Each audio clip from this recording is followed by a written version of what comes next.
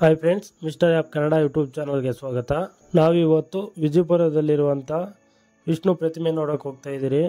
ಇಲ್ಲಿಗೆ ಬರಬೇಕಂದ್ರೆ ನೋಡಿ, ಈ ಸಿಗ್ನಲಲ್ಲಿ ಸ್ಟಾಪ್ ಕೊಡ್ತಾರೆ ಬಸ್ಸಲ್ಲಿ ಬರಬೇಕು ಅಂದರೆ. ಇದು ಬಂದು ವಿಜಯಪುರ. ಇಲ್ಲಿಗೆ ಹೆಂಗೆ ಬರಬೇಕು ಅಂತ ನಾನು ಮುಂದೆ ವಿಡಿಯೋದಲ್ಲಿ ಹೇಳ್ತೀನಿ. ನೋಡಿ, ಈ ಥರ ರೋಡ್ ಇರುತ್ತೆ. ಈ ರೋಡಲ್ಲಿ ನಾವು ಸೀದಾ 1 ಕಿಲೋಮೀಟ್ರು ನಡ್ಕೊಂಡು ಹೋಗಬೇಕಾಗುತ್ತೆ. ಆಮೇಲೆ ನಮಗೆ ಈ ಥರ ಒಂದು ಸ್ಕೂಲ್ ಸಿಗುತ್ತೆ. ಈ ಸ್ಕೂಲ್ ಹತ್ರ ನಾವು ಲೆಫ್ಟ್ ತಗೊಂಡು ಹೋಗಬೇಕಾಗುತ್ತೆ ದೇವಸ್ಥಾನಕ್ಕೆ. ಇಲ್ಲಿಂದ ಒಂದು 100 ಮೀಟ್ರ್ ಒಳಗಡೆ ಹೋದರೆ ನಮಗೆ ದೇವಸ್ಥಾನ ಸಿಗುತ್ತೆ. ಇದೇ ನೋಡಿ ಕೋದಂಡರಾಮಸ್ವಾಮಿ ದೇವಸ್ಥಾನ. ಈ ದೇವಸ್ಥಾನದಲ್ಲಿ ನಮಗೆ 108 ಅಡಿ ಎತ್ತರದ ವಿಷ್ಣು ಪ್ರತಿಮೆ ಇರೋದು. ಬನ್ನಿ ಈಗ ಒಳಗಡೆ ಹೋಗಿ ನೋಡೋಣ. ಇಲ್ಲಿಗೆ ಬರಬೇಕು ಅಂದರೆ ನಿಮಗೆ ಮಾರ್ಕೆಟು ಅಥವಾ ಮೆಜೆಸ್ಟಿಕ್ಕಿಂದ ಇಲ್ಲಿಗೂ ಒಂದೊಂದು ಬಸ್ ಇರುತ್ತೆ. ಇಲ್ಲ ಅಂದರೆ ನೀವು ಕೋರಮಂಗಲಕ್ಕೆ ಬಂದು ಕೋರಮಂಗಲದಿಂದ ವಿಜಯಪುರಕ್ಕೆ ಬೇಜಾನು ಬಸ್ಸುಗಳಿರ್ತವೆ. ನೀವು ಆ ಬಸ್ಸುಗಳಲ್ಲಿ ಬಂದು ಆ ಸಿಗ್ನಲ್ ಹತ್ರ ಇಳಿಬೇಕು. ಮತ್ತು ಆ ಸಿಗ್ನಲ್ ಹತ್ರದಿಂದ ಆಟೋಲ್ಲಾಗಲಿ ಇಲ್ಲ ನಡ್ಕೊಂಡಾಗಲಿ ಬರಬೇಕು.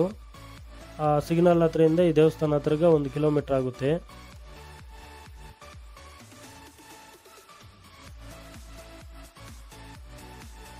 ನೋಡಿ, ದೇವಸ್ಥಾನ ಮುಂದೆ ಈ ಥರ ಇರುತ್ತೆ. ಸಣ್ಣ ಪುಟ್ಟ ಅಂಗಡಿಗಳು ಮತ್ತು ಪೂಜೆ ಸಾಮಗ್ರಿಗಳು ಸಿಗುವಂಥ ಅಂಗಡಿಗಳಿರ್ತವೆ. ಇದು ಸಿಟಿ ಆಗಿರೋದ್ರಿಂದ ಜಾಗಗಳು ಸ್ವಲ್ಪ ಇಕ್ಕಟ್ಟಾಗಿ ಇರ್ತದೆ ಇಲ್ಲಿ. ಬನ್ನಿ ಈಗ ದೇವಸ್ಥಾನ ಒಳಗಡೆ ಹೋಗೋಣ.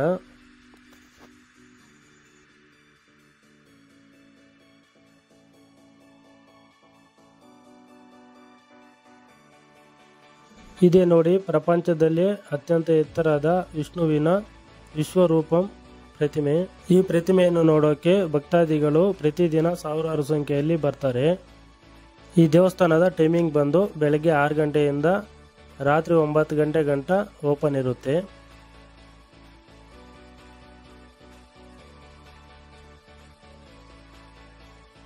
ಇಲ್ಲಿರುವಂಥ ಕೋದಂಡರಾಮಸ್ವಾಮಿ ದೇವಸ್ಥಾನ 1950ಕ್ಕಿಂತ ಮುಂಚೆಯಿಂದ ದೇವಸ್ಥಾನ ಇದೆ.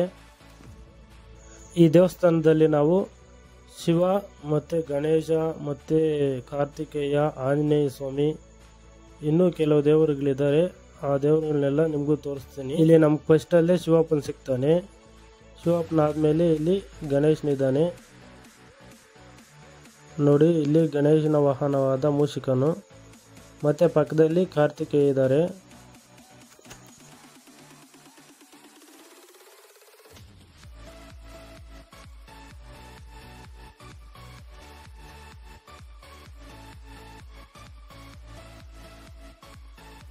ಈ ದೇವಸ್ಥಾನದಲ್ಲಿ ನಾಗರ ಕಲ್ಲುಗಳು ಸಹ ಇದ್ದಾವೆ. ನೋಡಿ, ಇಲ್ಲಿ ತುಂಬ ಚೆನ್ನಾಗಿ ಮಾಡಿದ್ದಾರೆ ಈ ದೇವಸ್ಥಾನದಲ್ಲಿ.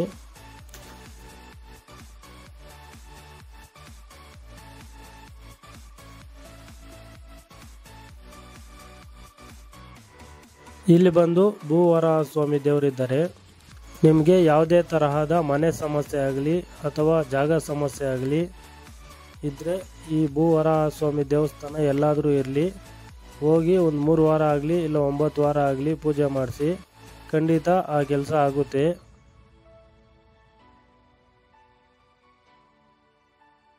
ಇಲ್ಲಿ ವಿಷ್ಣುವಿನ ಪಾದ ದರ್ಶನ ಮಾಡ್ಕೊಳಕ್ಕೆ 100 ರೂಪಾಯಿ ಟಿಕೆಟ್ ತಗೋಬೇಕು.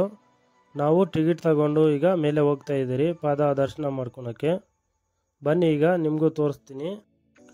ಈ ಥರ ವಿಷ್ಣುವಿನ ಮೂರ್ತಿ ಮಾಡಿಸ್ಬೇಕು ಅಂತ 2010ಕ್ಕಿಂತ ಮುಂಚೆಯಿಂದ ಈ ಪ್ಲ್ಯಾನ್ ಇತ್ತಂತೆ.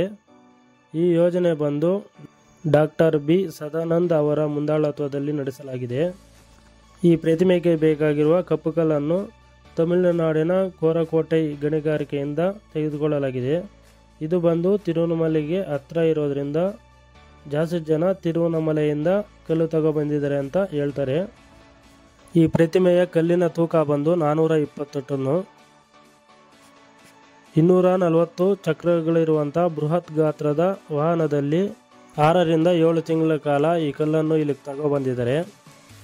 ಬನ್ನಿ ಈಗ ವಿಷ್ಣುವಿನ ಪಾದ ದರ್ಶನ ಮಾಡಿಕೊಂಡು ಆಮೇಲೆ ಮುಂದೆ ಮಾತಾಡ್ಕೊಳ್ಳೋಣ ಸ್ಟೋರಿನ.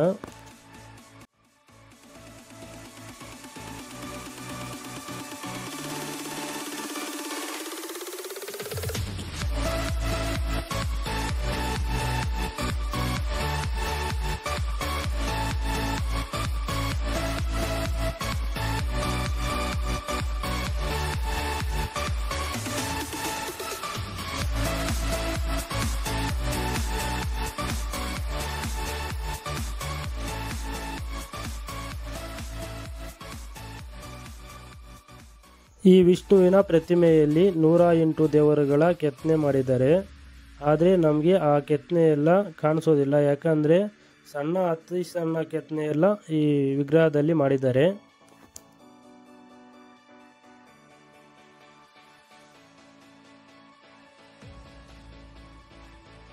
ಈ ಪ್ರತಿಮೆಗೆ ಬೇಕಾಗಿರುವಂಥ ಕಲ್ಲನ್ನು ತಗೊಬಂದು ಬಹಳಷ್ಟು ಸಮಯ ತಗೊಂಡು ಜೂನ್ 2, 2025ರಲ್ಲಿ ಪ್ರಾಣ ಪ್ರತಿಷ್ಠಾಪನೆ ಮಾಡ್ತಾರೆ. ಪ್ರಾಣ ಪ್ರತಿಷ್ಠಾಪನೆ ಮಾಡಿದ ದಿನ ಲಕ್ಷಾಂತರ ಜನ ಇಲ್ಲಿ ಭಾಗವಹಿಸಿರ್ತಾರೆ.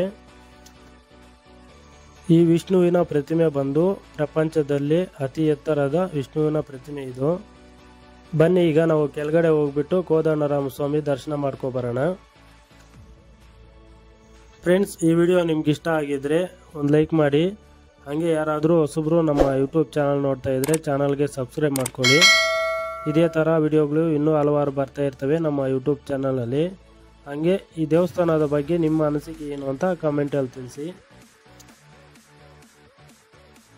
ಕೋದಂಡರಾಮಸ್ವಾಮಿ ಪಾದಗಳು ನೋಡಿ, ದರ್ಶನ ಮಾಡ್ಕೊಳ್ಳಿ, ಒಳ್ಳೆಯದಾಗುತ್ತೆ ನಿಮಗೂ.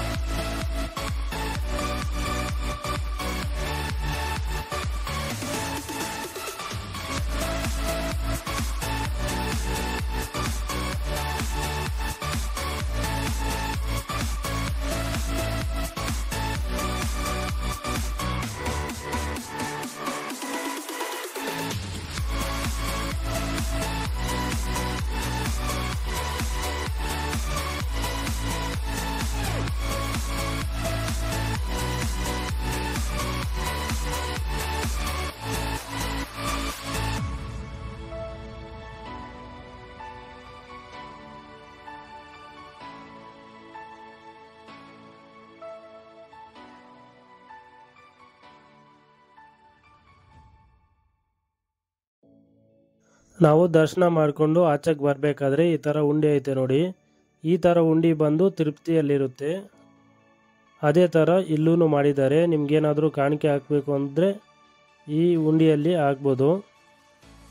ನಾವು ಕೋದಂಡರಾಮಸ್ವಾಮಿ ದರ್ಶನ ಮಾಡಿಕೊಂಡು ಆಚೆ ಬರ್ತಿದ್ದಂಗೆ ನಮಗಿಲ್ಲಿ ಕಮಲಾಲಯ ಅಷ್ಟಲಕ್ಷ್ಮಿ ದೇವಸ್ಥಾನ ಕಾಣಿಸುತ್ತೆ. ಈ ಅಮ್ಮನೆ ನೋಡಿ, ಕಮಲಾಲಯ ಅಷ್ಟಲಕ್ಷ್ಮಿ.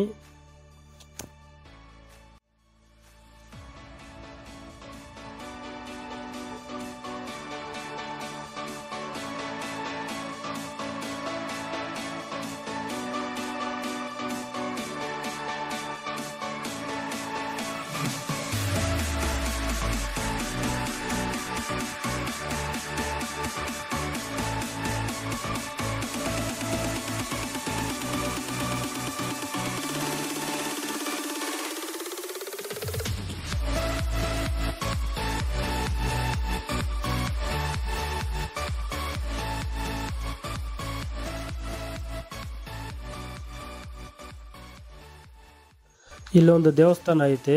ಈ ಥರ ದೇವಸ್ಥಾನ ನೀವು ಬಹುಶಃ ಎಲ್ಲೂ ನೋಡಿರಲ್ಲ. ಇಲ್ಲಿ ಬಂದು ಕಾಳಿಂಗ ಮರ್ದನ ಕೃಷ್ಣ ದೇವಸ್ಥಾನ ಐತೆ. ಅಂದರೆ ಕಾಳಿಂಗ ರೂಪದಲ್ಲಿ, ಶ್ರೀಕೃಷ್ಣನ ರೂಪದಲ್ಲಿ, 2 ರೂಪದಲ್ಲಿ ಇರ್ತದೆ ನೋಡಿ. ಇಲ್ಲಿ ನನಗಂತೂ ತುಂಬ ಆಶ್ಚರ್ಯ ಆಯಿತು ಇಲ್ಲಿರುವಂಥ ವಿಗ್ರಹ ನೋಡಿ. ಕಪ್ಪು ಕಲ್ಲಿನಲ್ಲಿ ಮಾಡಿರುವಂಥ ಶ್ರೀಕೃಷ್ಣನನ್ನು ನೋಡೋಕ್ಕೆ ಒಂಥರ ಸಂತೋಷ ಆಗುತ್ತೆ. ಇದು ಬಂದು ವಿಷ್ಣು ಪ್ರತಿಮೆಗೆ ಬೇಸ್ಮೆಂಟ್ ನೋಡಿ, ಈ ಥರ ಮಾಡಿದ್ದಾರೆ.